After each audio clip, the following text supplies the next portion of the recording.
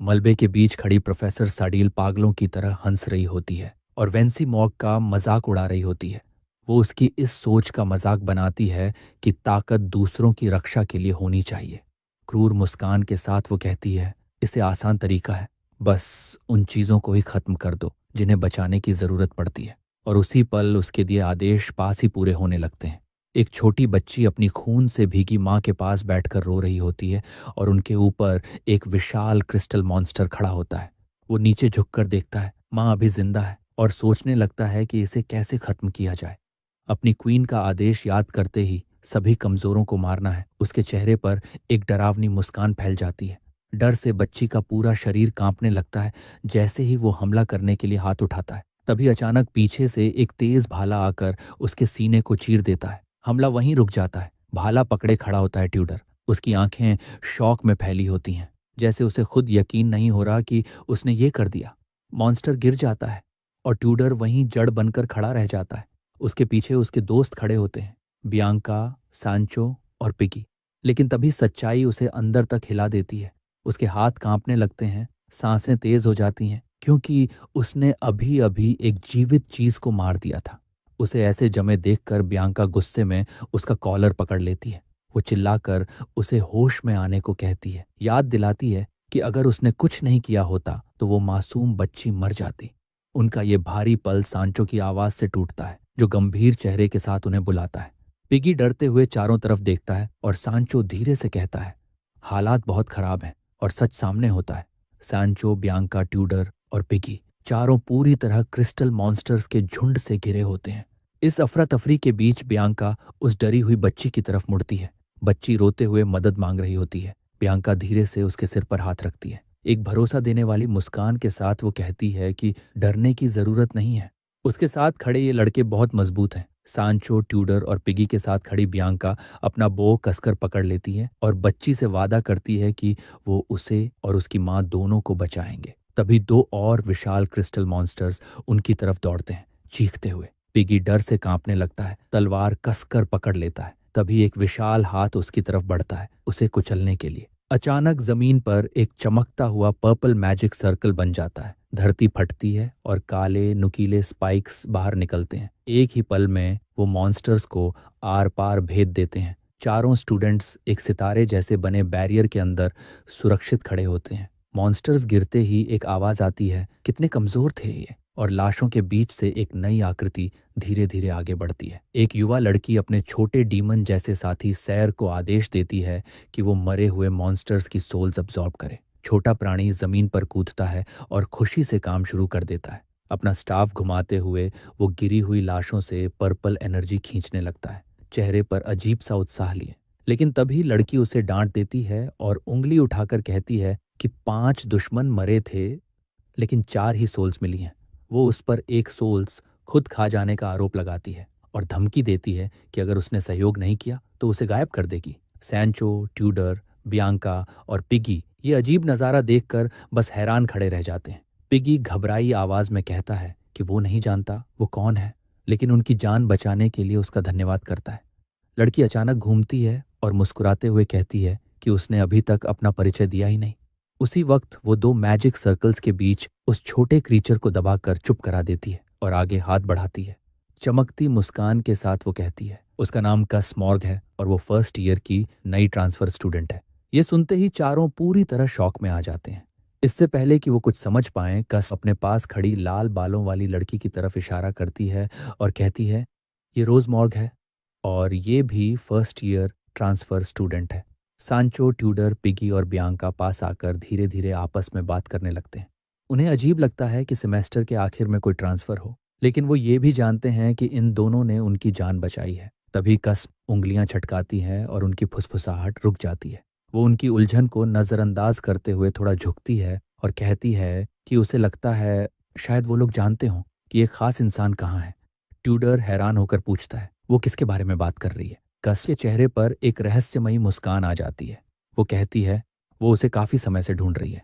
दूसरी तरफ एक अंधेरे गलियारे में, जहां चारों तरफ गिरे हुए दुश्मन पड़े हैं, उस इंसान का नाम सामने आता है, विकोर। उसी समय विकोर अपने तरीके से हालात संभाल रहा होता है। वो एक क्रिस्टल मास्क पहने मीनियन को गले से पकड़कर हवा में उठाए होता है। दुश्मन सांस के लिए तड़प रहा होता है और कमजोर आवाज में अपनी क्वीन को पुकारता है। विकोर ठंडी नजरों से उसे देखता है। उसके चश्मे के पीछे उसकी लाल आंखें चमक रही होती हैं और लाशों के बीच खड़ा वो अपने अगले कदम के बारे में सोच रहा होता है। उधर दूसरी तरफ सैडिल गिरे हुए प्रोफेसर्स के ऊपर खड़ी जीत की मुस्कान लिए होती है। उसकी क्रिस्टल आर्मी अगले आदेश का इंतजार कर रही होती है। वो नीचे पड़े वेंसी मॉर्ग की तरफ देखती है और ताना मारते हुए पूछती है, क्या पुराने दिनों की खातिर उसे छोड़ दे या फिर उसका भी वही हाल करे जो बाकी सबका हुआ। एक क्रूर और घमंडी मुस्कान के साथ वो कहती है कि इतना सब बोलने के बावजूद उसका कोई इरादा नहीं है कि वो सच में कोई सौदा करे। वेंसी मॉर्ग बुरी तरह घायल है, पसीने में भीगा हुआ, लेकिन उसकी आंखों में अब भी हिम्मत बाकी है।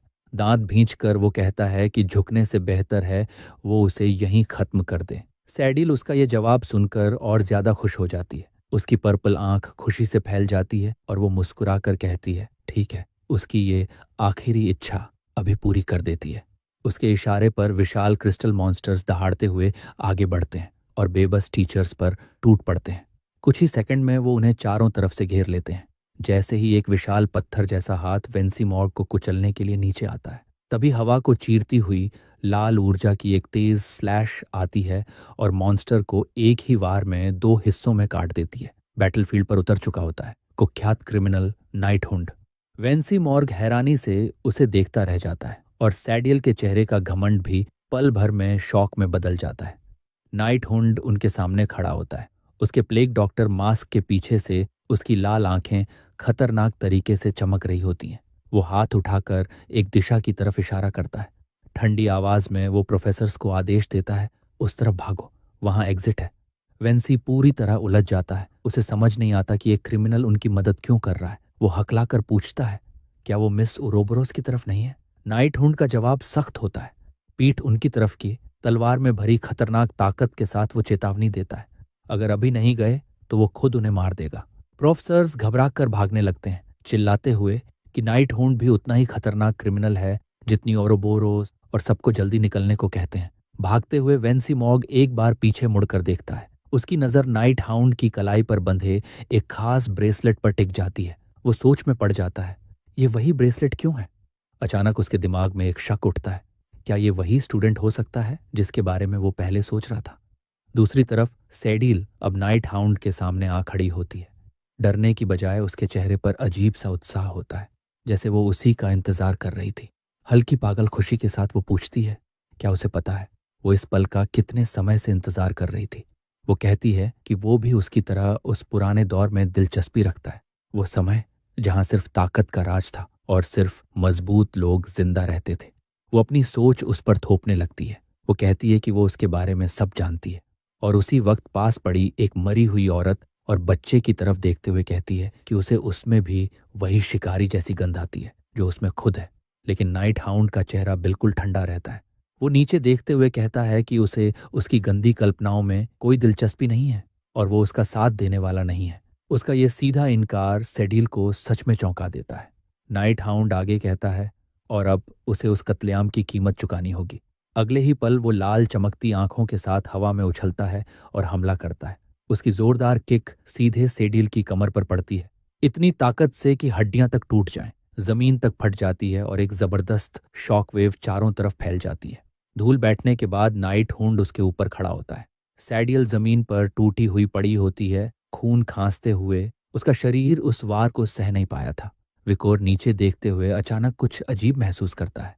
उसे उसके शरीर से हल्की सी डेमन जैसी गंध महसूस होती है और वो सोचता है, उसकी वो अजीब चमकती आंख आखिर आई कहां से? इतनी बुरी हालत में होने के बावजूद सैडियल के चेहरे पर एक टेढ़ी मुस्कान आ जाती है।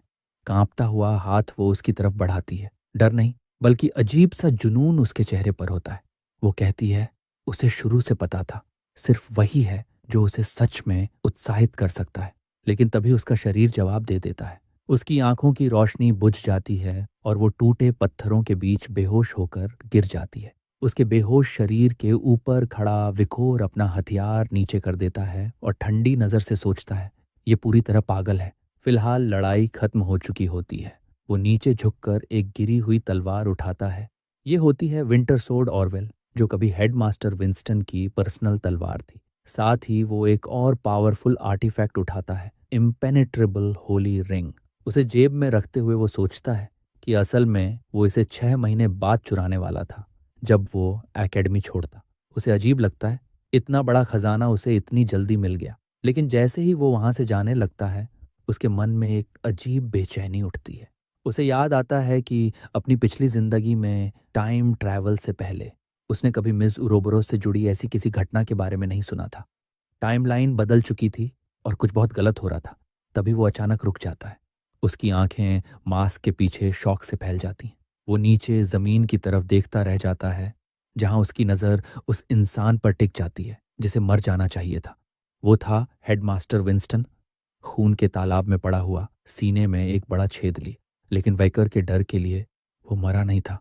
अचानक विंस्टन की आंखें खुल जाती हैं। उनमें एक डरावनी लाल चमक होती है, अजीब सा प्यूपिल, और वो सीधे वेकर की तरफ घूर रहा होता है, एक भयावह अलौकिक नजर के साथ।